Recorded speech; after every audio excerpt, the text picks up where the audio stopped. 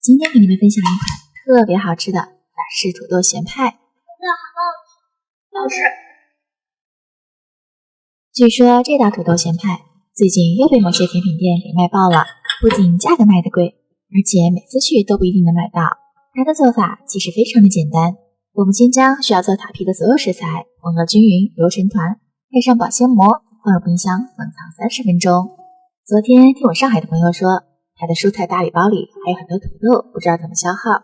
我也是强烈给他推荐了这道食谱，培根是灵魂，必不可少。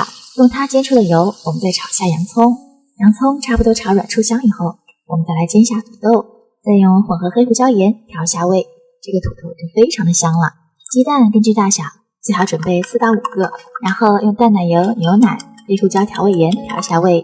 冻好的塔皮，我们将它取出，用擀面杖擀成较大的薄片，擀的厚度大概是1.5毫米的样子。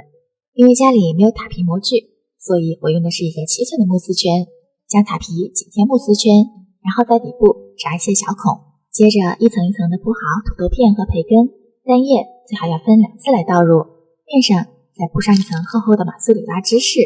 烤箱需要提前预热，用180度烘烤40分钟。考虑到每台烤箱的情况不太一样，法式咸派出炉前最好用牙签插一下中间，确保鸡蛋完全熟透。哥哥，快来，好好吃！